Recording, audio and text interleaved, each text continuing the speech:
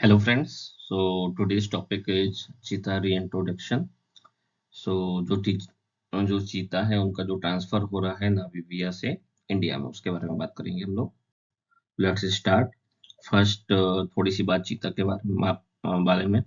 तो जो चीता जो है वो कैट फैमिली से ही आता है। साइंटिफिक नेम की इतनी नीड नहीं है। हाँ, अगर आप लोग फॉरेस्ट्री के लिए स्पेशली पीसीएस लेवल पे मेंस के लिए तैयारी कर रहे हैं तो आपको जान लेना चाहिए कि ये एसिनोइक्स जुवेटस इसे बोला जाता है। ठीक है, सेम फैमिली ट्री सेम होती है जिसमें आपके लाइक्स होते हैं, जिसमें आपके क्या कहते हैं लॉयन आता है, जिसमें आपका प्यूमा आता है। ठीक है, उसी में आपका टाइगर आता है, जिसमें तो उसी में आपका ये चीते भी आते हैं।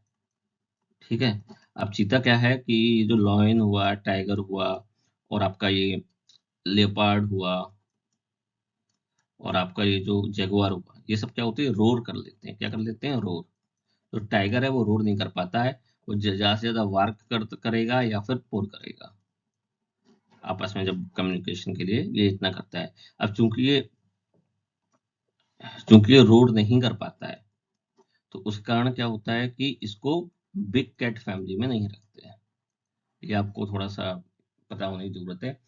रेस्ट, ये दूसरी जो बिग कैट्स हैं उनको उससे डिफरेंस इसका मेनली किससे होता है? ये जो इसके रेड स्पॉट होते हैं सर्कुलर, एडल्ट में तो क्लियर पता चल जाते हैं। ये चीते की स्पेशलिटी है जिसको ये अलग करती है, डिस्टिंग्विश करती है बाकी बिग कैट्स से। Built for speed, light weighted होते हैं। जो इसकी वो होती है मसल्स डेंसिटी जो है इसकी, ये काफी ज्यादा होती है बाकी जो बिग कैट्स होते हैं। प्लस इसका जो टेल है, टेल इसके लिए काम करती है किसका? डायरेक्शन कंट्रोल करने का एट हाई स्पीड। तो जैसे आपने नावों में देखा होगा रडर होता है। रडर का अर्थ समझे? जैसे ये नाव है आपकी, नाव में जो ये पीछे ऐसे लगा रहता है जिससे कि ये डायरेक्शन आपकी कंट्रोल होती है, वो नेचुरल रडर इसमें होती है। ठीक है, ये थोड़ा सा चीता के बारे में था। अब ये देखते हैं चीता पाया कहाँ जाता है। चीता मेनली पहले जो हिस्टोरिकल इसकी जो रेंज है वो आपकी पूरा का पूरा आपका अफ्रीका में थी। पूरे अफ्रीका में लगभग ये पाया जाता था, कंटिन्यूअस एरिया था। मिडिल ईस्ट में पाया जाता था आपका, थोड़ा सा सेंटर एशिया में, ईरान में और पूरा अपना इंडियन कॉन्टिनेंट जो आपका था इसमें पूरे में पाया जाता था। अब कितना बचा है? अब ये थोड़े थोड़े से हिस्से बचे हैं। यहाँ ये चीते इस समय जो हैं वो पाए जाते हैं। बाकी जगह पे चीते जो हैं वो खत्म हो चुके हैं। ठीक है, इस वाले फिगर की हम बात करें तो इस वाले फिगर में देखिए, ये जो पॉकेट्स हैं, कुछ पॉकेट्स जहाँ पे चीते की डेंसिटी जो है वो अच्छी है। अब देखिए इसमें लिखा है एशियाटिक चीता, 60 से 100 ही बचे हैं केवल। वो भी कहाँ पे? ईरान में है, इस एरिया में। ठीक है, नॉर्थ अफ्रीकन चीता 250 बचे हैं केवल इस एरिया में। उसके बाद सेंट्रल अफ्रीका में 2000 बचे हैं। ये एरिया है जो थोड़ा सा बचा हुआ है अब। ठीक है, उसके बाद आपका ईस्ट अफ्रीकन चीते, ये भी 2500 है। ठीक है, उसके बाद सदर्न अफ्रीकन चीते 5000 से 6500। ठीक है, ये इसमें जो डार्क, हर एक सेक्शन में जो इसमें डार्क एरिया है वो बता रहा है करंट इसमें क्या कंडीशन है, और बाकी हिस्टोरिकल रेंज की बात हो रही है। ठीक है, next let's talk about history of चीताज in India. India में चीते कैसे थे? इंडिया में 1600-1700 के करीब इंडिया में चीतों की संख्या लगभग 10,000 थी। अकबर जब हंटिंग में जाता था तो वहां पे करीब वो 1000 चीतों को तो अपने साथ लेके जाता था। ठीक है, और उसके बाद जब ब्रिटिश टाइम आया तो ये ट्रॉफी हंटिंग शुरू हो गई, शो ऑफ करना शुरू हो गया। जो लोकल किंग थे, ब्रिटिश ऑफिशियल थे, वो हंटिंग पे जाने लगे तो चीतों की संख्या एकदम से इंडिया में कम हुई। 1947 तक आते आते जो ये मैंने ये फिगर बनाया है, ये राजा है महाराजा रामानुज प्रताप सिंह देव, जो कि छत्तीसगढ़ में एक छोटा सा एरिया था, कोरिया। ठीक है, ठीक है, इसकी स्पेलिंग कहीं कहीं ये भी लिखी है, आप इससे कंफ्यूज मत हो जाना कि ये कोरिया के थे। तो ये एक तरह से छत्तीसगढ़ में एक जगह है, वहां के थे राजा। लास्ट के 3 चीते थे वो इन्होंने ही हंट किए थे, और बाकायदा ट्रॉफी हंटिंग की तरह अपने फोटो भी खिंचाई, देखिए हमने ये मारा है। उसके बाद क्या हुआ? इंडिया में जो पॉपुलेशन थी बिल्कुल खत्म हो गई, एक्सटेंट इंडिया ने घोषित कर दिया 1952 में ही। ऑफिशियली एक्सटेंट हो गए चीते। फिर क्या हुआ, इंदिरा गांधी के टाइम में इंडिया ने रिक्वेस्ट की ईरान से कि आप हमारे एशियाटिक लॉयन जो गिर फॉरेस्ट में है उनको एक्सचेंज कर लो, किससे, अपने आपके यहाँ जो चीते पाए जाते हैं। तो प्रिंसिपली उस समय वहाँ के जो हेड थे वो उन्होंने प्रिंसिपली एग्रीड हो गए, लेकिन जब तक प्रोसीजर कंप्लीट हो पाता तब तक वहाँ पर रिवोल्यूशन हो गया। पोस्ट रिवोल्यूशन जो ईरान में रिजाइम आई उसका इसमें कोई इंटरेस्ट नहीं था। तो धीरे धीरे ईरान में भी ट्रॉफी हंटिंग शुरू हो गई। मिडिल ईस्ट में आप देखते हैं अभी भी एक तरीके से एज ए पेट ट्रीट किया जाता है जितनी भी बिग कैट्स हैं। और धीरे धीरे उनकी जो पॉपुलेशन है वो कम हो गई। तो इंडिया ने 2009 में डिसाइड किया कि हम अफ्रीका से चीते लाते हैं, क्योंकि अफ्रीका के जो चीते थे वो हम सारे चीतों के एंसेस्टर माने जाते हैं। और दूसरा पर्पज ये भी था कि ईरान इस कंडीशन में नहीं था कि वो अपने चीतों को दे सके, क्योंकि वहां पे भी जो नंबर थे वो लेस देन 100 हो गए थे। मतलब जो पॉपुलेशन ईरान में थी वो भी अब वायबल नहीं रही थी फॉर द रिकॉर्ड कि आप उसको आगे प्रोपोगेट कर पाए अपने आप को। तो एनटीसीए जो थी, NTCA national tiger conservation authority, उसके अंदर में ही प्रोजेक्ट चीचा चल रहा है। तो उन्होंने क्या कहा कि सुप्रीम कोर्ट से रिक्वेस्ट की, लेकिन सुप्रीम कोर्ट ने रिक्वेस्ट वो खत्म रिजेक्ट कर दी ऑन द बेसिस कि अगर आप चीतों को, जो अफ्रीका से चीते लाए हैं, उस वो क्या होंगे, एक तरह से फॉरेन स्पीसीज होंगे, फॉरेन स्पीसीज होंगे, प्लस आपके फूड चेन में सबसे हाई लेवल पे होते हैं। तो अगर इनके पास ये अपने साथ कुछ अलग एलियन डिसीजेस कोई ले आए, कोई ऐसी डिसीज आ गई जिसका हम लोगों के पास अभी तक कोई प्रिपरेशन नहीं है उसका काउंटर करने की, तो पूरा का पूरा इकोसिस्टम खत्म हो जाएगा। क्योंकि चीता जो है वो भी बिग कैट में आता है और एक तरह से फ्लैगशिप या अम्ब्रेला स्पीसीज होता है अपने पूरे इकोसिस्टम की। अगर उससे कोई डिसीज आती है तो उसके नीचे लेवल वाले फूड चेन के जितने भी वाइल्ड लाइफ स्पीसीज होंगी उससे कंट्रोल करने के उनको नेचुरली प्रिपेयर नहीं होंगे। और इंडिया में वो लोग प्रिपेयर भी नहीं थे। तो सुप्रीम कोर्ट ने एनडीसीए को इस तरह का डायरेक्शन भी दी और मना कर दिया। फिर एनटीसी ने क्या किया कि धीरे धीरे प्रिपरेशन भी आईयूसीएन के साथ मिलकर की। और फिर आईयूसीएन ने क्या किया, 2019 में अलाउ कर दिया कि आप ट्रांसफर कर सकते हो, मतलब आपके पास सफिशिएंट इंफ्रास्ट्रक्चर है कि आप ट्रांसलोकेट कर सकते हो। और ट्रांसलोकेट करने से पहले जो एक तरह से मोडस ऑपरेंडी होता है कि आप पहले उनको क्वारंटाइन रखो, उनमें चेक करो कि कोई भी आपके पास कोई भी डिसीज नहीं है, और ये पूरी तरह से उनका वैक्सीनेशन करने के बाद ही उनको ट्रेन करो, और ट्रेन करने के बाद ही आप उसको वाइल्ड में रिलीज करो। तो उसके बाद सुप्रीम कोर्ट ने अलाउ कर दिया 2020 में, और कहा कि आप प्रोजेक्ट चीचक को ग्रीन सिग्नल मिल गया है और आप ले सकते हो। तो इस तरह से प्रोजेक्ट चीतों का जो री ट्रांसफर री रिवाइवल प्लान था वो इस तरीके से 2020 में परमिशन मिल गई। इसके बाद पैरेलली क्या हो रहा था कि जब तक ये सुप्रीम कोर्ट के साथ एनटीसीए का चल रहा था, एनटीसीए ने क्या किया कि wild life institute of India, WII Dehradun में जो है, और wild life trust of India जो एनजीओ है, इनको ये जिम्मेदारी दे दी कि भाई आप प्रॉपर जो साइट्स हैं जहां जहां रिलोकेट कर सकते हैं, प्रपोज्ड जो साइट है आप उनके बारे में हमें बताओ। तो उन्होंने कुछ साइट्स प्रपोज की जो कि इसमें रेड मार्क से हैं, जैसे ये सहागढ़ है। ये सहागढ़ बिल्कुल बॉर्डर एरिया पे, यहाँ पे फेंस्ड रिलोकेशन की बात की गई। दूसरा ये आपका कच्छ के रन में जो वाइल्ड लाइफ सेंचुरी है, यहाँ पे आपका बताया कि आप यहाँ पे भी कर सकते हो। फिर आपका जो कुनो में था, कुनो पालपुर वाइल्ड लाइफ सेंचुरी थी, उसमें बताया गया। तो कुनो के लिए क्या हुआ कि आप वाइल्ड लाइफ सेंचुरी में तो ट्रांसफर कर नहीं सकते, तो उसे नेशनल पार्क बनाना पड़ेगा। उस तो 2018 में इसको क्या किया गया, वाइल्ड लाइफ सेंचुरी से नेशनल पार्क बनाया गया। ऐसे ही नोरा देही देही टाइगर रिजर्व में भी इसकी बात हुई रिलोकेट करने की। कुछ एरिया जो इसके थे, आपका जो कैमूर रेंज है या फिर जो नॉर्थ छत्तीसगढ़ का जो एरिया है, जहाँ पे ये एरिया वही एरिया है जो लास्ट 3 जो चीते थे जहाँ पे हंटिंग हुई थी, वो वाला एरिया, यही वाला एरिया है। वहां पे बात हुई, लेकिन फाइनली डिसाइड किया गया कि ये जो कुनो नेशनल पार्क है ये सबसे सुटेबल जगह है चीते के ट्रांसफर के लिए। क्यों है इसके बारे में हम लोग डिस्कस करते हैं कि यहाँ पे क्यों डिसाइड किया गया, क्यों इसमें ऐसी खास बात थी। अच्छा देखिए, जो कुनो वाइल्ड लाइफ सेंचुरी है वो कहाँ मिलती है, वो है आपके इस एरिया में। अब ये एरिया आप देखिएगा, आपकी जो चंबल रिवर है वो ऐसे जाती है, ठीक है, वो ऐसे जाके मिल जाती है यमुना में। पार्वती जो रिवर है वो यहाँ से ऐसे जाती है। कुनो जो है, कुनो का जो अगर आप देखेंगे तो उसका शेप इस तरह से है कुछ। उसके बीचों बीच से जो रिवर जाती है वो है कुनो रिवर। छोटी रिवर है, चंबल के रिवर सिस्टम में उसे मानेंगे, वो रिवर यहाँ से जाती है। और सिंध रिवर, और आप मान लो एक सिंध रिवर और है। तो ये चंबल रिवर हुई, या आपकी पार्वती रिवर हुई, सिंध रिवर हुई, उसके बाद फिर आपके जो कुनो रिवर हुई।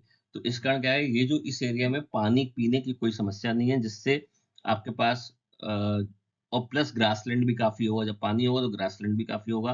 तो जो प्रेवेस है वो सफिशिएंट है। प्रेवेस का मतलब क्या हुआ, आपके जैसे चीतल हुए, ठीक है, या फिर आपके डियर हुए, इनकी हेल्दी पॉपुलेशन होगा, जिस क्योंकि वही तो वो लोग खाएंगे, चीते का रीइंट्रोडक्शन होगा। प्लस ऑलरेडी वो compete करेंगे जो ऑलरेडी वहां पे बिग कैट्स हैं उनसे। तो प्रेवेस आपका हेल्दी होना चाहिए। जो आप हायर फूड चेन में अगर किसी स्पीसीज को इंट्रोडक्ट कर रहे हैं, तो प्रेवेस होना बहुत ज्यादा जरूरी है, जो कि कुनो में था।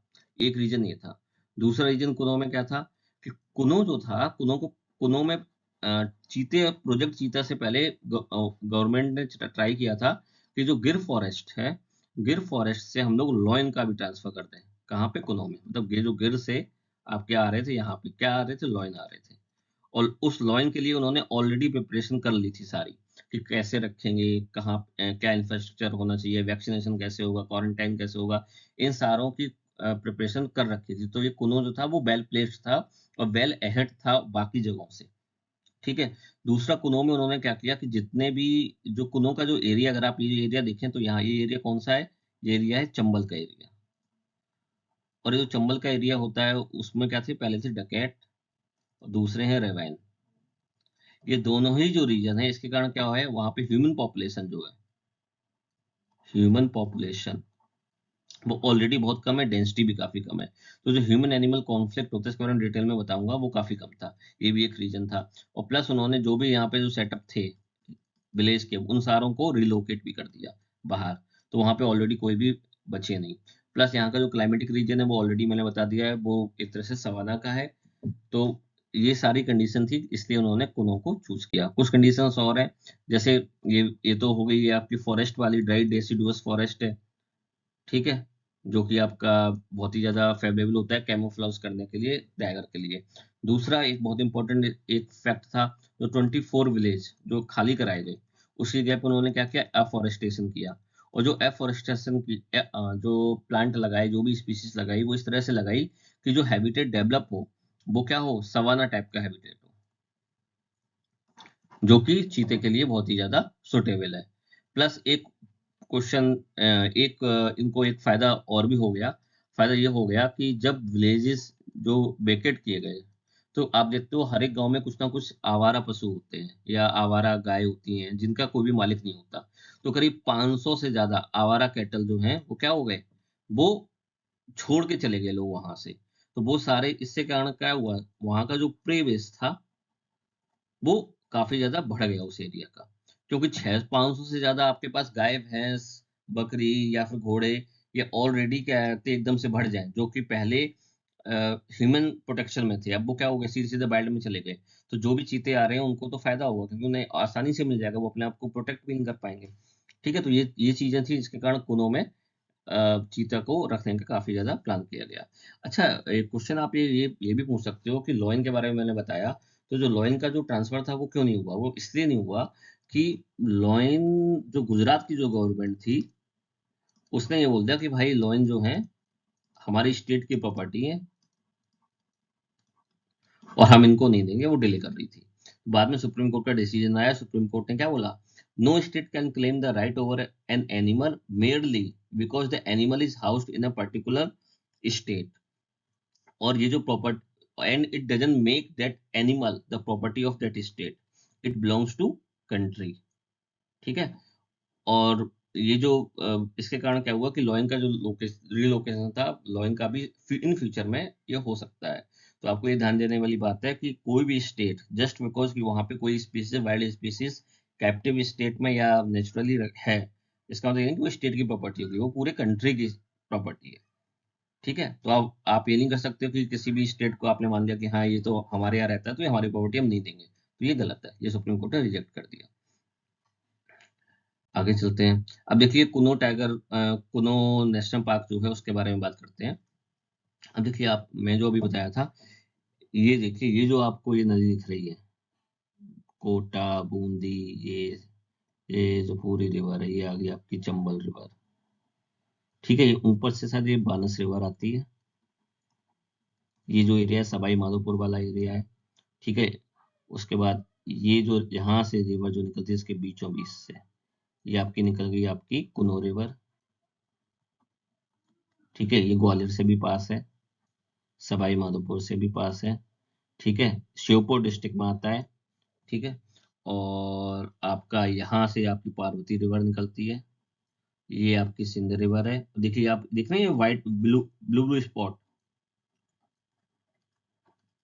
ये सारे के सारे जो स्पॉट हैं ये क्या है, यहाँ पे पानी की कोई भी कमी नहीं है। इसके कारण जो हर्बीवोर्स हैं उनकी पॉपुलेशन काफी हेल्दी है। तो कुनों के बारे में जानते हैं। इसको 1981 में मिला था वाइल्ड लाइफ सेंचुरी का स्टेटस। और जब लॉन रिलोकेशन ट्रांसफर की बात आई तो उन्होंने कहा इसको नेशनल पार्क बनाया जाए, क्योंकि वहाँ पे जो प्रोटेक्शन है वो काफी अच्छी मिलती है। सॉरी। ये जो एरिया है वो चंबल, पार्वती, सिंध का एरिया में बताई दिया है। ठीक है, healthy population of working deer, chital, sambar, ये सारे मिलते ही हैं यहाँ पर। ड्राई डेसिडुअस टाइप है, तो ये टाइगर के लिए बेस्ट सुटेबल क्लाइमेटिक कंडीशन है। और ग्रास भी जो होती है ज़्यादा ऊंची नहीं होती है, एक निश्चित हाइट तक होती है, 1-1.5 फीट तक की, तो इनके लिए कैमोफ्लेज करना काफ़ी आसान हो जाता है। दूसरा, इसमें जो फॉरेस्ट एरिया है, वो फॉरेस्ट एरिया क्या है, वो सलाई, खेर और करधाई फॉरेस्ट मिलते हैं। और उसमें जो खेर है वो ज़्यादातर क्या होता है, प्लेन एरिया में मिलता है। और जो ये जो सलाई और ये जो करधाई है, ये आपके हाई लेवल ऊपर पे मिलते हैं। ठीक है, तो फाइनली इसमें जो चीतों का जो ट्रांसलोकेशन हुआ वो कब हो गया, 17 सितंबर 2022 को 8 चीते लाए गए नामीबिया से। उसमें आपके क्या थे, कुछ 5 मेल थे और 5 फीमेल थे और 3 मेल थे। ठीक है, ये इसमें किया गया। अब 17 सितंबर को मोदी जी का जन्मदिन भी होता है। ये बताना जरूरी नहीं था, लेकिन चूंकि जहां भी मैं पढ़ रहा था ये डेट वहां पे आगे ये लिखा था प्रधानमंत्री मोदी जी के जन्मदिन पे ये किया गया, तो मैंने भी बता दिया। अब सबसे इम्पोर्टेंट चीज ये है कि अगर आप चीतों का रिलोकेशन कर रहे हो तो वो कैप्टिविटी से बाहर आएंगे एकदम से एक अननोन जगह पे।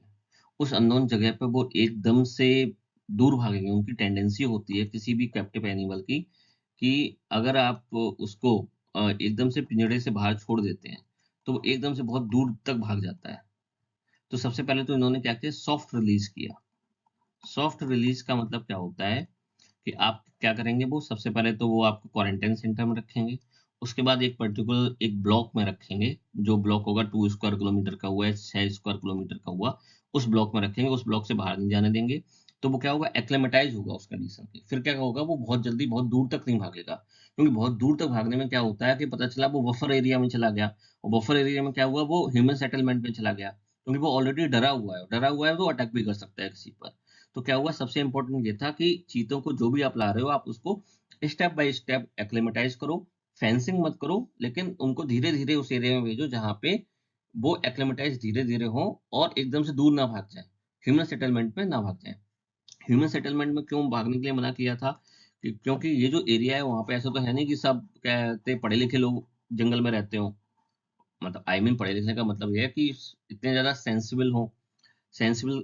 अब इसमें क्या है, आपका जो ये कुनो नेशनल पार्क है, ठीक है, ये जो नेशनल पार्क है इसके इसमें रहती हैं आसपास ट्राइब। और ट्राइब कौन सी रहती है, मेनली जो ट्राइब रहती है सहरिया ट्राइब रहती है, जो चारों ओर पाई जाती है। प्लस आपके नॉर्थ वेस्ट जो एरिया है, ठीक है, यहाँ पे आपकी मोगिया ट्राइब पाई जाती है। और साउथ वेस्ट में आपकी पाई जाती है भील। तो ये जो ट्राइब है ये होती है मीट ईटर। मीट ईटर का मतलब क्या हुआ कि ये लोग, इनको मीट चाहिए रोज, रोज मीट चाहिए, तो क्या करेंगे, ये जंगल में जाएंगे शिकार करने। और शिकार करने जाएंगे, वो डरा हुआ चीता अगर आ गया तो कॉन्फ्लिक्ट होगा, वो उस पर अटैक करेगा, ये उसको मारेंगे।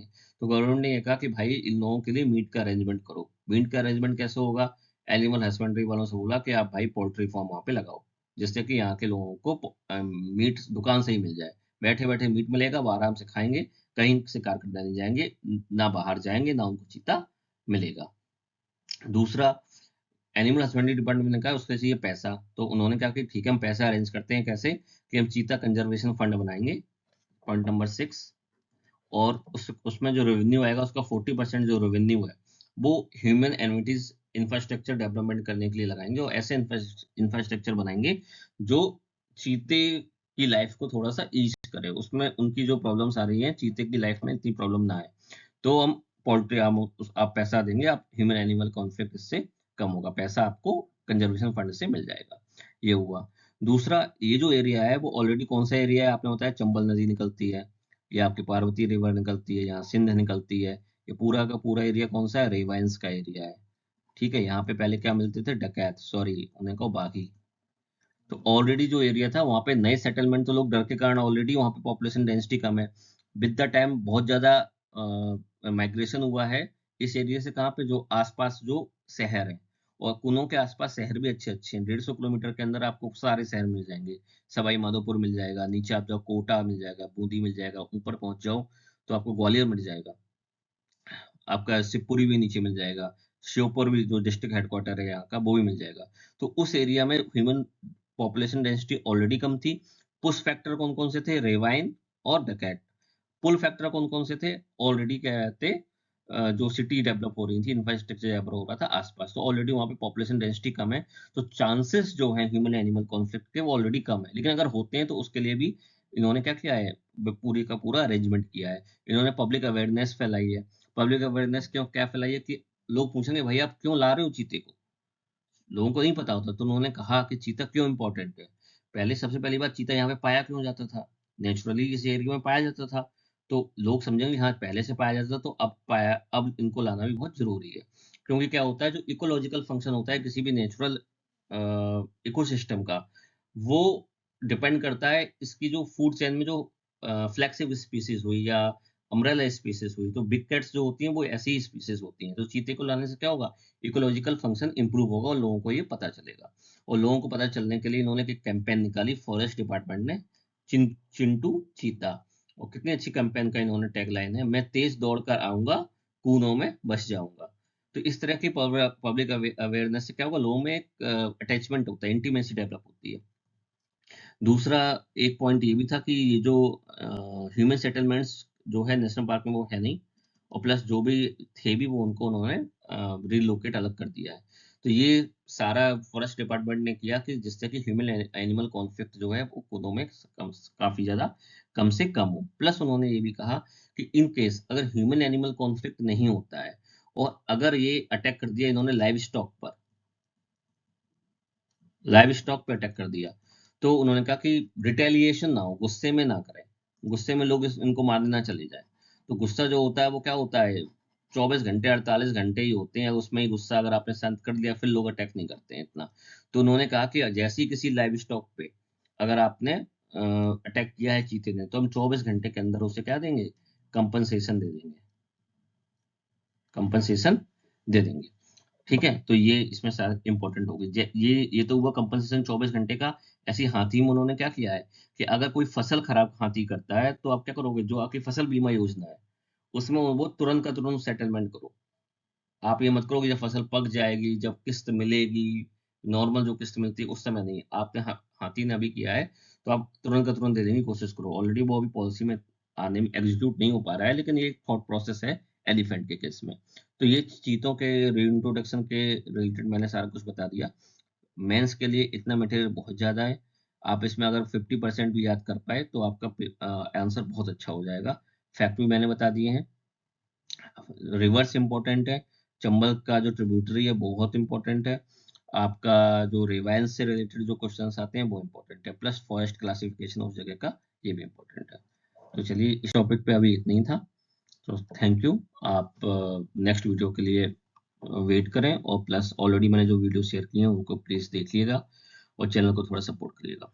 Thank you.